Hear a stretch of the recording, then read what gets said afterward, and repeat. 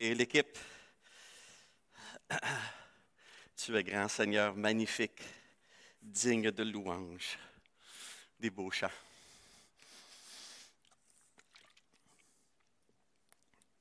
Content encore ce matin d'être parmi vous pour partager la parole de Dieu.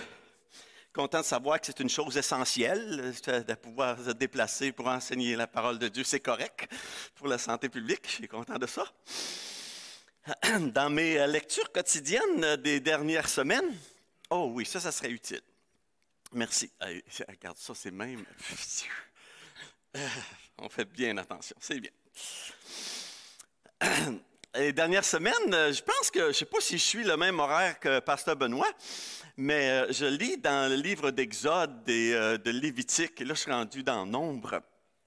Et je ne sais pas s'il y en a parmi vous qui, le livre de Lévitique et le livre des Nombres d'Exode, c'est le livre le plus excitant que vous avez préféré le plus. Il me semblait aussi, j'en verrais pas beaucoup de main levée. Malgré le style un peu aride de livre d'Exode, surtout après Exode chapitre 20, dans les dernières semaines, j'avais une joie renouvelée en lisant, en méditant ces textes, en réalisant que le Dieu qui est présenté dans le livre du Lévitique, c'est celui-là même qui s'est fait connaître à moi. C'est cette personne-là qui s'est fait connaître à chacun de vous. Et que le Dieu qui était présent parmi son peuple dans le désert, il y a quelques milliers d'années, c'est le même Dieu qui est présent dans ma vie.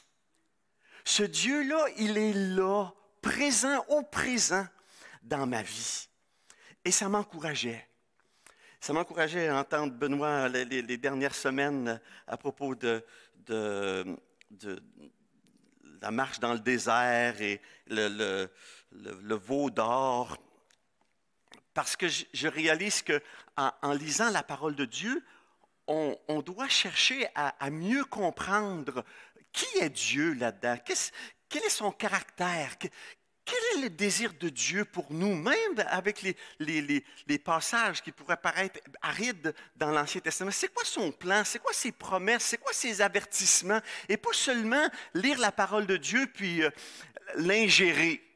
On a besoin de la digérer. On a besoin de la rendre à nos cœurs. Il faut la méditer, il faut la faire pénétrer jusqu'au cœur.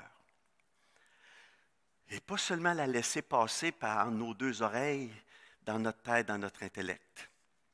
Le psalmiste, il dit, « Tu veux que la vérité soit au fond du cœur. Alors fais donc pénétrer la sagesse au-dedans de moi. » On a besoin de méditer la parole de Dieu pour qu'elle puisse passer souvent de la tête au cœur. Récemment, il y avait une correspondance d'un pasteur qui m'écrivait des choses, puis dans son verset de devise en dessous, c'était Deutéronome chapitre 4, verset 7, et qui dit « Quelle est en effet la grande nation qui est des dieux aussi proches que l'Éternel, notre Dieu, l'est de nous toutes les fois que nous l'invoquons? » Y a-t-il un Dieu à travers le monde qui est aussi proche que nous quand nous l'invoquons? Et ça, c'était vrai pour l'Ancien Testament, combien plus pour nous dans le Nouveau Testament. Alors, dans cette période d'action de grâce, ce mois d'action de grâce où on veut remercier Dieu, ça m'a dirigé vers le fait je vais parler de ça, de ce Dieu présent en nous, qu'on puisse l'apprécier, qu'on puisse célébrer cette vérité fondamentale. Quelle différence est-ce que ça fait? Le fait de savoir que Dieu est parmi nous, Dieu est en nous. Quelle différence la présence de Dieu fait pour nous? On parle souvent de Emmanuel, Dieu avec nous. Quel beau nom, celui d'Emmanuel. Mais c'est aussi plus qu'un beau nom. Finalement, c'est le désir le plus profond de Dieu, du Dieu éternel envers sa créature, de communier avec lui. Même dans le dernier livre de la Bible, Apocalypse, Jésus nous invite même à cette communion qui est bénie. Et il affirme, il dit, « Voici, je me tiens à la porte. Si quelqu'un entend ma voix et ouvre la porte, j'entrerai. J'entrerai chez lui, je souperai avec lui et lui avec moi. » Apocalypse chapitre 3, verset 20. Ô Seigneur, ce matin, on s'approche de toi, on veut ouvrir ta parole. Et à travers ta parole, on veut se réjouir et apprécier le fait que tu habites en nous, que tu vis parmi ton peuple. Alors Seigneur, je veux te prier que ce matin, tu nous sensibilises à ta présence parmi nous, que tu nous sensibilises à ton désir toujours présent de communier, de communiquer avec nous, pour que nous puissions être transformés, pour que nous puissions te célébrer, pour que nous puissions te rendre gloire. Ô Seigneur, parle à travers ta parole ce matin à nos cœurs. Au nom de Jésus, pour sa gloire. Amen. Le désir de Dieu, je vais peut-être avoir besoin de votre aide là. Le désir de Dieu depuis la création d'Adam et de Ève. Et voilà. Merci. Le désir de Dieu depuis la création d'Adam et Ève, il nous a créés à l'image, à son image, et dès le départ, il a voulu communiquer avec sa créature. Il voulait lui transmettre son amour, il voulait former le caractère de Dieu en nous. Il voulait bénir sa créature. Et dès les premiers narratifs dans le livre de la Genèse, on voit un Dieu qui s'approche d'Adam et Ève, qui lui parle. La Bible parle dans ses premiers chapitres comment l'Éternel parcourait le jardin en soirée pour entrer en compagnie avec Adam et Ève, pour communier avec eux, pour les bénir par sa présence. Peu de temps après, il nous semble, la fracture de cette communion, elle est survenue lorsque l'adversaire, le serpent ancien, a trompé nos premiers parents. Et comment les ont-ils trompés? Ils les ont amenés à une arrogance coupable. Satan a amené Adam et Ève à l'arrogance de croire qu'on pouvait nous-mêmes diriger nos pas. On pourrait nous-mêmes prendre les décisions qui sont importantes pour nous, peu importe qu'est-ce que Dieu pense. Dieu a-t-il vraiment dit, il sait bien que si tu prends toi-même la décision de qu'est-ce qui est bien et qu'est-ce qui est mal, tu vas être comme lui. Tu vas être aussi fin que lui. Il a amené nos premiers parents à l'arrogance de penser qu'on pouvait diriger nos destinées indépendamment de Dieu, qu'on pouvait vivre sans lui. Et ils ont même poussé l'audace à amener à refuser de se soumettre à l'autorité de Dieu. Et même jusqu'à se rebeller ouvertement contre Dieu. Et cette arrogance humaine qui a caractérisé Adam et Ève, je veux vous dire qu'elle est encore présente. Elle est encore présente non seulement dans la société, mais elle est présente dans nos propres vies parce qu'on a toujours cette tendance naturelle à dire « je suis capable seul ». Je vais lire la parole de Dieu, puis je vais sélectionner des choses qui m'intéressent. Oh, ça, c'est merveilleux de Dieu. Et d'autres qui m'intéressent moins, puis je vais placer ça de côté. Quelle arrogance devant notre Dieu créateur. L'arrogance humaine, l'indépendance que nous avons de Dieu a amené alors la séparation entre Dieu et sa créature. Ésaïe de dire dans le chapitre 59, verset 2, « Ce sont vos crimes qui mettent une séparation entre vous et votre Dieu. Ce sont vos péchés qui vous cachent sa face et l'empêchent de vous écouter. » L'apôtre Paul, dans le Nouveau Testament, nous confirme la même vérité. Il dit que tous ont péché et sont privés, séparés de la gloire de Dieu. Ou comme la Bible du Sommeur dit, de la glorieuse présence de Dieu. Le péché nous sépare de Dieu. Et ainsi, Dieu a chassé Adam et Ève du jardin et il a bloqué l'entrée par des anges, par des chérubins, qui maintenant protègent l'incursion de l'homme pécheur dans la présence d'un Dieu 3 fois saint. dès la Genèse, nous voyons que l'accès à Dieu est maintenant bloqué à cause de l'arrogance humaine, à cause du péché humain. Heureusement, le désir de Dieu de communiquer avec sa créature, lui, il n'a pas changé. Nous, on veut marcher souvent indépendamment de Dieu, mais Dieu, lui, n'a pas changé. Son cœur n'a pas changé. Il désire toujours être en communion avec sa créature. Et il n'a pas abandonné sa créature à cause de sa rébellion. Alors, dans la grâce de Dieu, dans sa miséricorde, Dieu a établi un plan à ce moment-là pour comment arrimer, comment lier, d'une part, la sainteté divine et la dépravation humaine. Comment on pouvait connecter ces deux choses-là? Et dans l'Ancienne Alliance, comme dans la Nouvelle Alliance, l'Éternel nous a présenté un moyen. Le moyen pour Dieu de demeurer juste, saint, tout en justifiant le pécheur condamnable et lui permettre à ce pécheur-là d'entrer dans la présence de Dieu. Et si on peut regarder un peu dans l'Ancienne Alliance, bien, les livres de l'Exode et du Lévitique nous présentent ce moyen d'entrer en relation avec l'Éternel, ce moyen d'être accueilli dans la présence de Dieu. Dieu avait appelé Israël de l'Égypte par l'intermédiaire de Moïse et d'Aaron, et il l'a appelé à être un peuple qui soit saint. Intéressant de voir dans le livre de Lévitique, à peu près 50 fois, c'est écrit « L'Éternel est saint ». Il dit « Vous serez saints car je suis saint ». Et malgré la sainteté, la pureté de l'Éternel, il a donné un moyen que l'être humain puisse entrer en relation avec lui.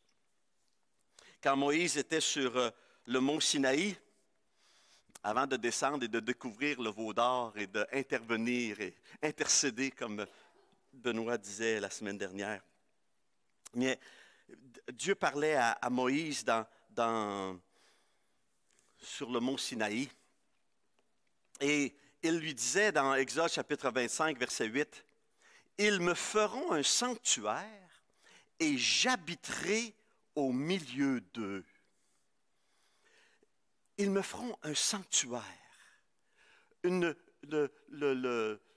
endroit où ils pourront me rencontrer, particulièrement dans la tente d'assignation. Il y avait un tabernacle, il y avait une clôture autour, mais il y avait un endroit particulier où Dieu avait à cœur de rencontrer son peuple, la tente d'assignation. J'aimerais lire le livre de Exode, les versets 42, le chapitre 29 et les versets 42 à 46.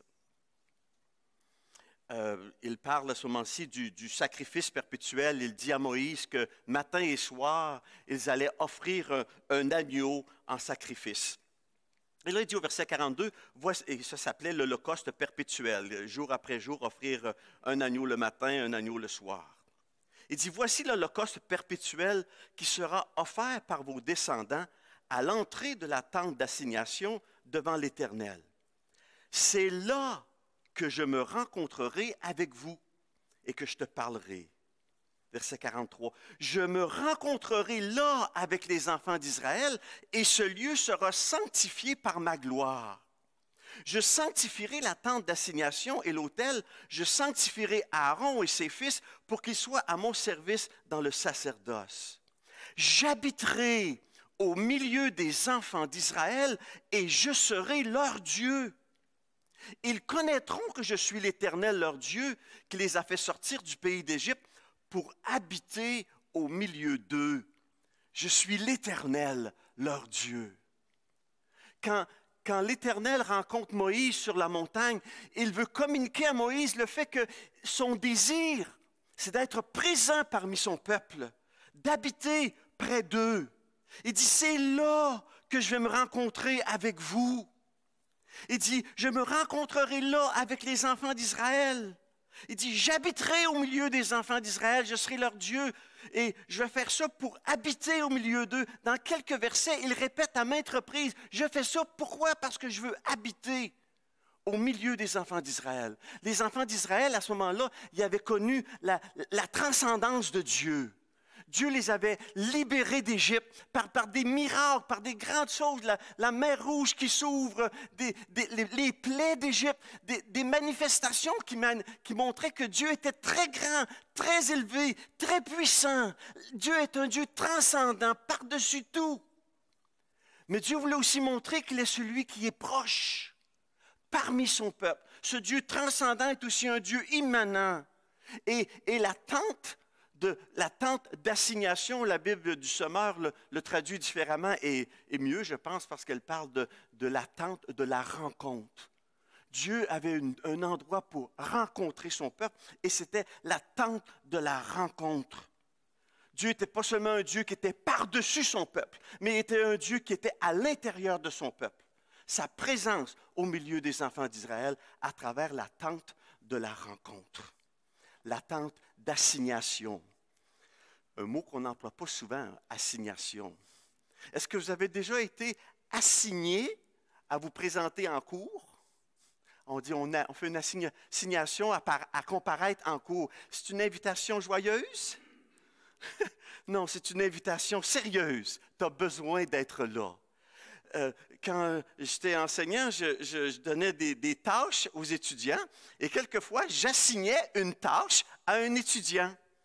Et quand je lui assignais une tâche, c'était sérieux. Je lui disais, tu dois faire ce travail. La tente d'assignation était la tente où Dieu invitait sérieusement son peuple à venir le rencontrer. Alors Dieu avait établi un lieu de rencontre, la tente d'assignation.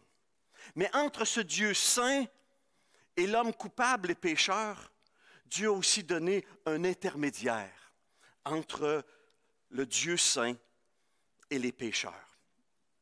Je vais lire Exode chapitre 28, les versets 29 et 30. Peut-être qu'il dit, lorsque Aaron entrera dans le sanctuaire, il portera sur son cœur les noms des fils d'Israël gravés sur le pectoral du jugement pour en conserver à toujours le souvenir devant l'Éternel. Tu joindras au pectoral du jugement l'Urim et le Thummim et ils seront sur le cœur d'Aaron lorsqu'il se présentera devant l'Éternel. Ainsi, Aaron portera constamment sur son cœur le jugement des enfants d'Israël lorsqu'il se présentera devant l'Éternel. Dieu avait demandé à ce qu'il y ait un intermédiaire, un sacrificateur, un médiateur entre le Dieu saint et les êtres pécheurs, et c'était Aaron. Aaron, le souverain sacrificateur. Et ses vêtements parlaient de son travail, de représenter la nation d'Israël auprès de Dieu.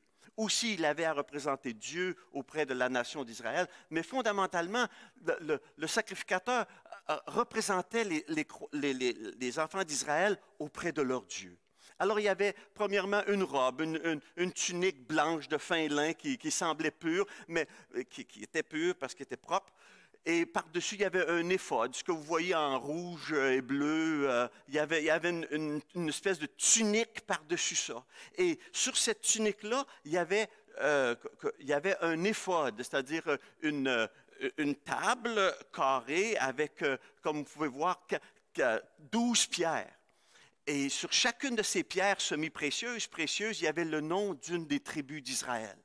Et sur le pectoral, il appelait ça le pectoral du jugement, par-dessus c'était accroché et sur les épaules, il y avait une pierre de chaque côté et sur chacune des pierres, il y avait inscrit le nom de 6 tribus d'Israël de chaque côté. Et il y avait l'Urim et le Thummim, 2 éléments qu'on ne parle pas beaucoup dans le restant de la Bible, mais des moyens de sonder la volonté de Dieu dans des événements particuliers.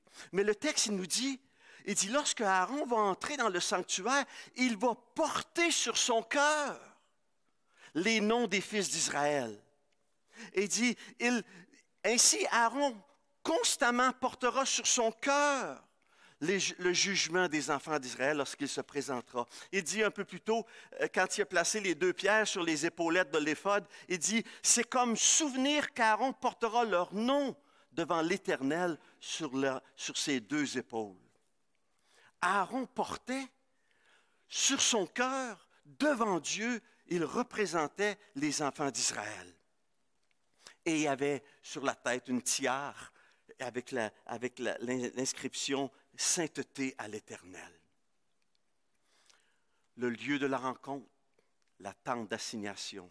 L'intermédiaire entre ce Dieu saint et l'homme pécheur, le sacrificateur, le souverain sacrificateur. Et on se présentait à Dieu avec un sacrifice d'expiation, avec un sacrifice de substitution. La punition qui devait tomber sur le pécheur, elle était portée sur un animal.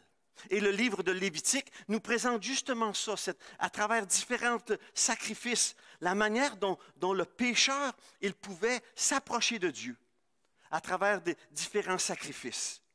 Parce que la juste colère de Dieu qui était normale sur le pécheur, elle était apaisée par un sacrifice d'un animal.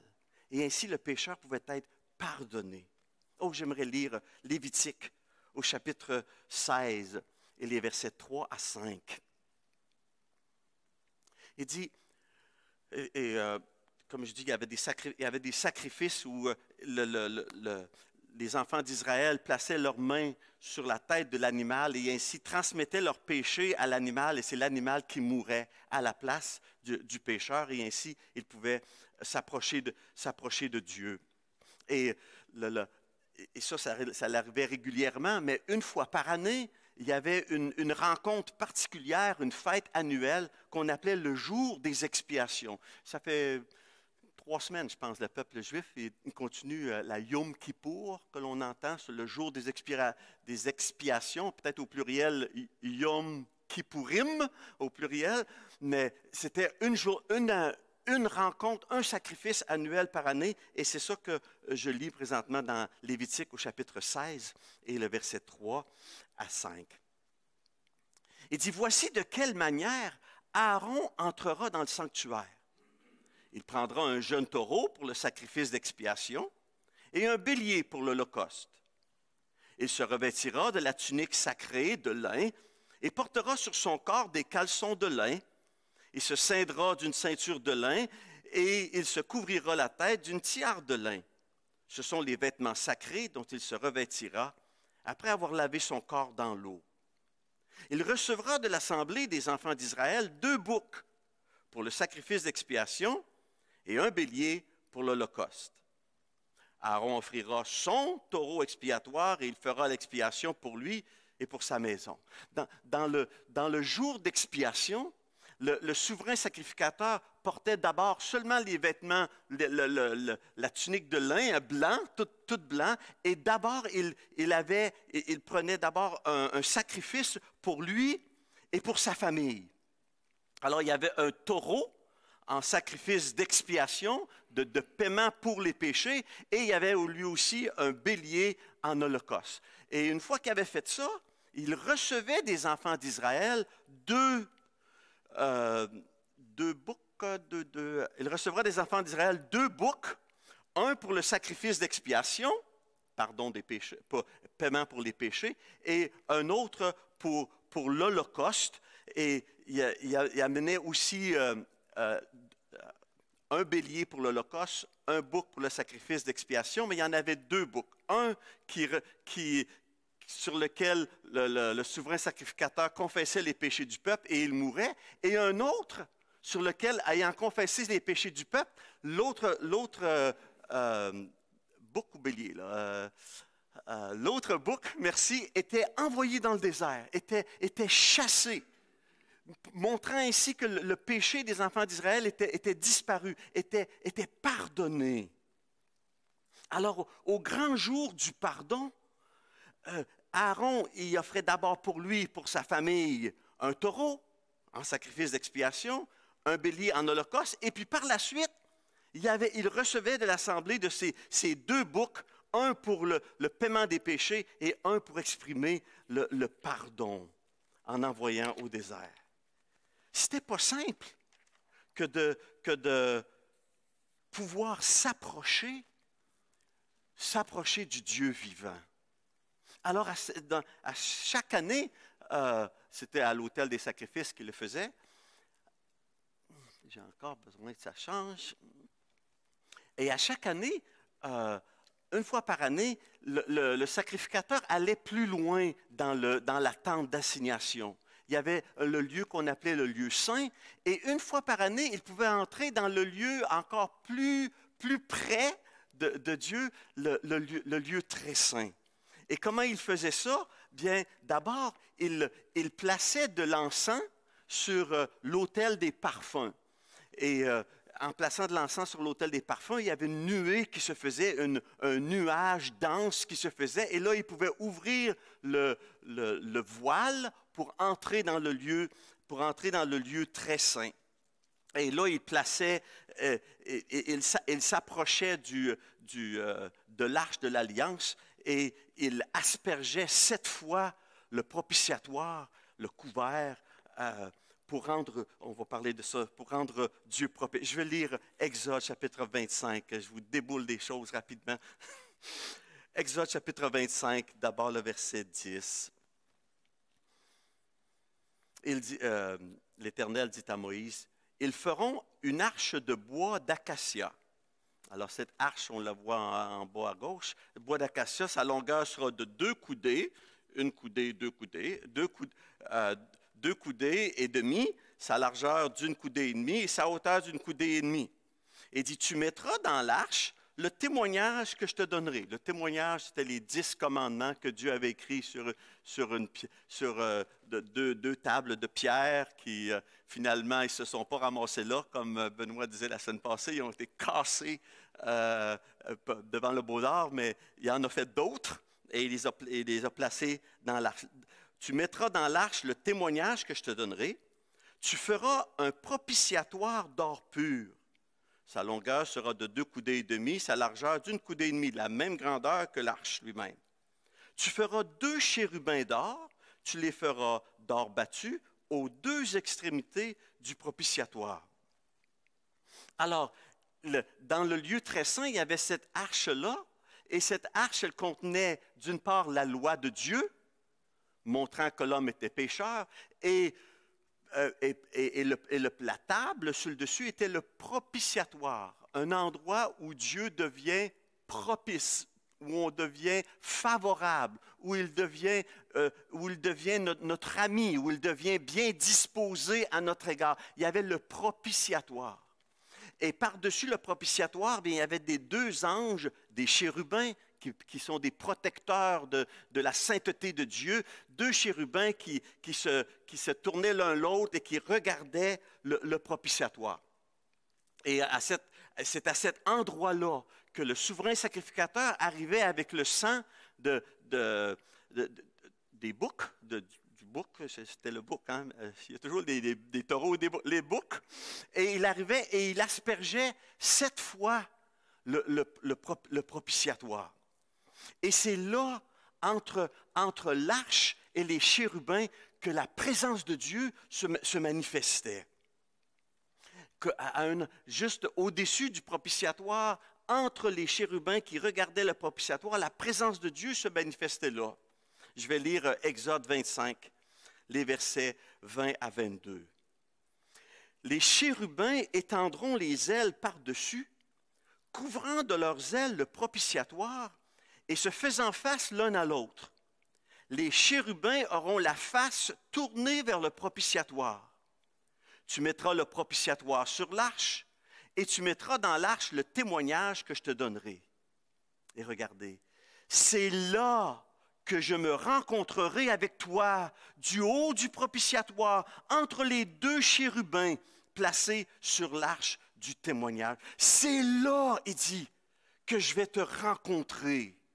C'est entre ces 2 chérubins protecteurs où là, il y avait de la nuée dans le lieu très saint. Et c'est à cet endroit-là où le Dieu était rendu propice que l'homme pécheur, avec ses péchés expiés, avec ses fautes pardonnées, pouvait finalement, dans la présence du souverain sacrificateur, rencontrer le Dieu saint, le Dieu qui était rendu propice et qui manifestait alors sa présence glorieuse par une lumière, par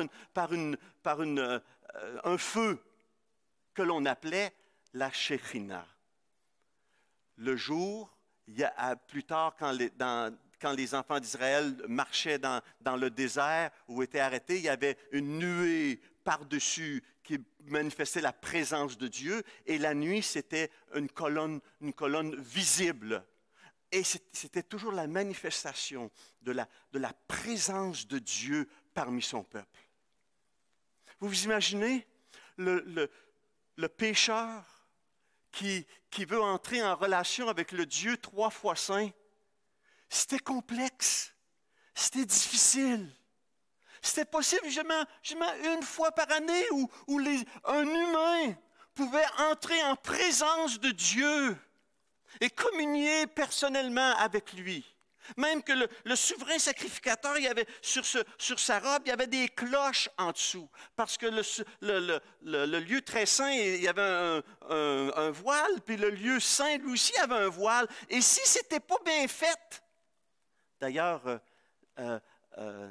Abihu et son frère, dans la première fois qu'ils ont essayé, ils ont mis ça un peu tout de travail, ils ont emmené du feu étranger, puis ils sont tous les deux morts du coup. La première fois que ça commence à faire des sacrifices, les deux premiers fils d'Aaron meurent. Il y en reste juste 2 après. Mais il y avait, comme je dis, sur le bas de leur robe, des clochettes, pour être sûr que s'il tombait, on l'entendait, puis on pouvait dire, oh, ça n'a pas marché, il est mort. Et là, on pouvait le retirer parce qu'on entendait les clochettes, gling, gling, gling, le souverain sacrificateur aurait tombé. C'était pas facile de s'approcher de Dieu dans l'Ancien Testament. En fait, le Nouveau Testament nous dit que cet accès-là était très limité, qu'en réalité, le chemin du lieu très saint, il nous est dit dans Hébreux 9, 8, le Saint-Esprit montrait par là que le chemin du lieu très saint n'était pas encore ouvert tant que le premier tabernacle subsistait. L'accès à la présence de Dieu était terriblement limité. Le système sacrificiel de l'Ancien Testament montrait clairement cette grande distance entre le Dieu saint et l'homme pécheur. Et que arrimer les deux était une chose absolument difficile, l'accès à la présence de Dieu. Ça, c'est l'Ancien Testament, l'Ancienne Alliance. Je ne sais pas si nous réalisons comment c'est différent pour nous dans la Nouvelle Alliance. Nous, les chrétiens, on a le grand privilège de vivre sous cette nouvelle alliance, ce nouveau régime, parce que nous avons reçu un sacrifice et un sacrificateur dans la personne de Jésus-Christ. Jésus-Christ, il est venu, lui, ici-bas, comme souverain sacrificateur. Et il s'est offert lui-même comme l'agneau de Dieu qui enlève le péché du monde, ce sacrifice parfait. Et il s'est offert à la croix ce propitiatoire. La croix pour nous, elle est cet endroit où Dieu est devenu propice, où Dieu est devenu favorable, où Dieu est devenu bien disposé à nous accueillir. Parce que Christ est mort à la croix. Et j'aimerais lire dans l'Épître aux Romains, le chapitre 3. Peut-être on va comprendre mieux maintenant le texte qui est ici, qu'on connaît très bien. Romains chapitre 3, verset 23. Et les suivants. Car tous ont péché et sont privés de la gloire de Dieu. Comme j'ai dit, la Bible du Sommeur, pour nous faire comprendre la gloire de Dieu, a traduit « nous sommes privés de la glorieuse présence de Dieu ». On parle de cette Shekinah, on parle de cette présence glorieuse de Dieu dans l'Ancien Testament. Nos péchés nous ont séparés, nous ont privés de la glorieuse présence de Dieu. Mais ils sont gratuitement justifiés. Je n'ai pas besoin d'apporter un agneau. L'agneau, il est venu, c'est Jésus-Christ. Ils sont gratuitement justifiés par sa grâce, par le moyen de la rédemption qui est en Jésus-Christ, par le moyen du rachat que Jésus a fait, a accompli. Il nous dit, c'est lui que Dieu a destiné par son sang à être pour ceux qui croiraient victime propitiatoire. Oh, soudainement, je comprends mieux.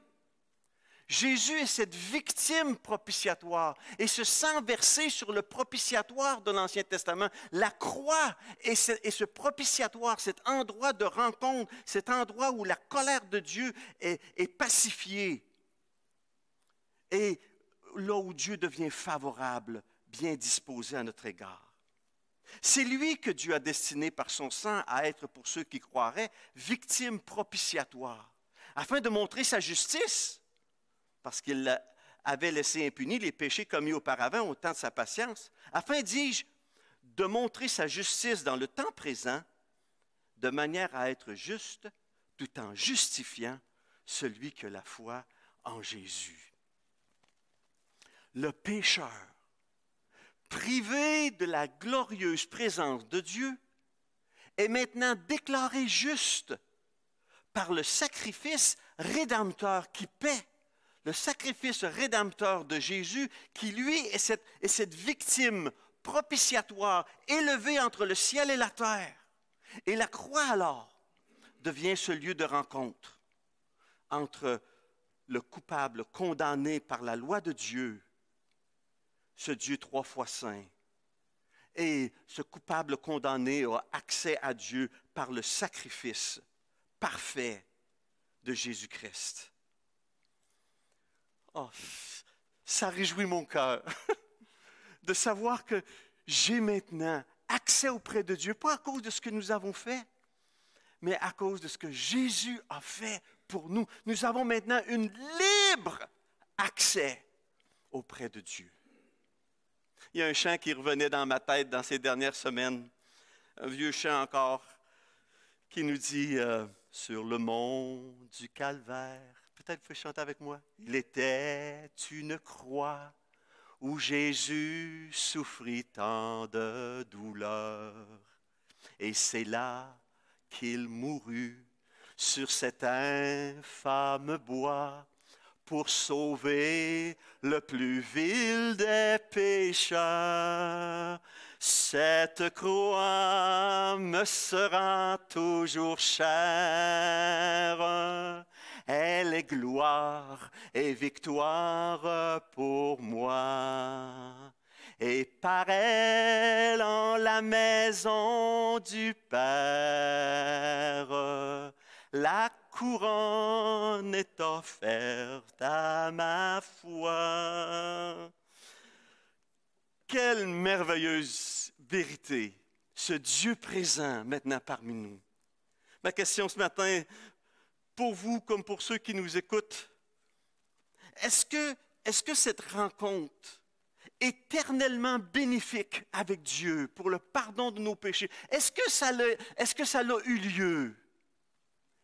Est-ce que chacun d'entre nous, on est conscient qu'un jour, on s'est approché de la croix du Calvaire, on a invoqué le nom du Sauveur, et par conséquent, à travers ce sacrifice rédempteur, propitiatoire de Jésus, nous avons eu accès à Dieu. Venez aux pécheurs, la Bible nous dit. Approchez-vous de lui.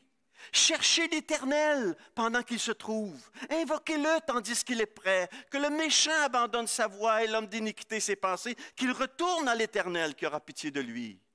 À notre Dieu qui ne se lasse pas de pardonner. Dieu cherche encore aujourd'hui à rencontrer personnellement chaque pécheur pour le sauver, pour le bénir. Est-ce que cette rencontre a eu lieu dans chacune de nos vies? Et j'espère que la réponse est oui. Sinon, sachez que depuis la création du monde, Dieu recherche ça. Jésus disait, venez à moi, vous tous qui êtes chargés, fatigués, je vous donnerai le repos. Maintenant, c'est merveilleux de savoir que nous avons accès à la présence de Dieu. Est-ce que nous apprécions sa présence en nous?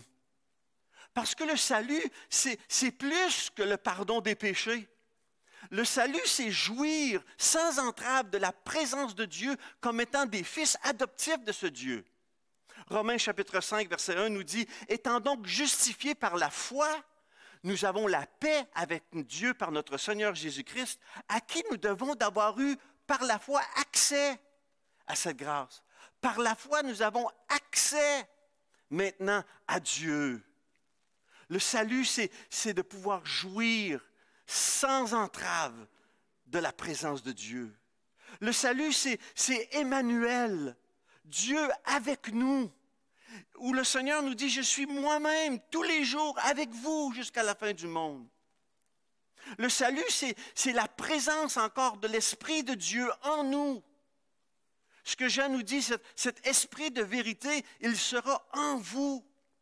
Ce Saint-Esprit va être votre consolateur et celui qui va vous enseigner toutes choses. Quelle merveille d'avoir ce Dieu présent en nous par la présence du Saint-Esprit. Mais le salut, c'est aussi collectivement l'habitation de Dieu en esprit. Paul nous dit dans Éphésiens 2, 22, « En lui, vous êtes aussi édifiés pour être une habitation de Dieu en esprit. » L'Église locale est l'habitation de Dieu en esprit. Pour pouvoir le célébrer, pour pouvoir le servir dans le monde. Nous sommes la présence de Dieu dans le monde. Quelle merveille! Quelle merveille! Le salut, c'est aussi l'espérance de la gloire céleste.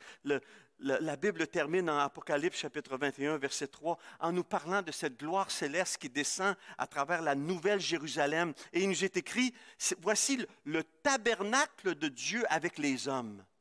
Il habitera avec eux et ils seront son peuple. Et Dieu lui-même sera avec eux. La présence de Dieu dans nos vies pour l'éternité. Est-ce que j'apprécie ça jour après jour? Est-ce que je suis en train de célébrer la présence de Dieu? Parce que bien souvent, cette présence de Dieu en nous, on la prend pour acquis parce que c'était tellement simple de s'approcher de Dieu. On la prend maintenant pour acquis. On oublie que Dieu est présent dans ma vie. Et quelquefois, plus on oublie, ben c'est le premier pas pour se détourner de Dieu. Celui-là même qui vient habiter en nous. Ce Dieu qui a fait habiter son esprit en nous. La Bible dit Dieu en est jaloux dans l'épître de Jacques. Comment célébrer alors cette présence de Dieu en nous? D'abord par une relation qui continue d'être personnelle, qui continue d'être vivante et joyeuse. Nous devons chaque jour rechercher la présence du Seigneur. C'est David dans le psaume 27 qui nous dit, « Mon cœur dit de ta part, cherchez ma face. Alors je cherche ta face, ô Éternel. » Psaume 27, 8. J'ai besoin de rechercher activement la présence de Dieu dans ma vie. Chercher ma face. Je dois aussi célébrer sa présence par des liens d'affection entre les croyants, par des liens de soutien dans la communauté chrétienne.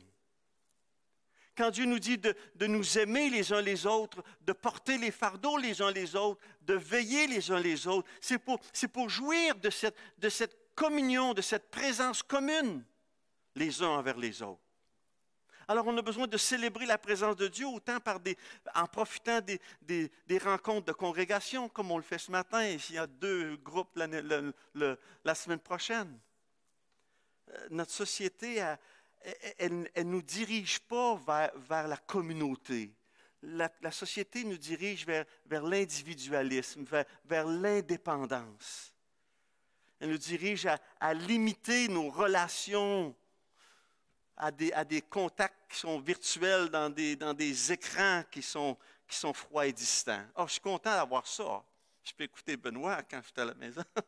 Mais en même temps, ça me manque.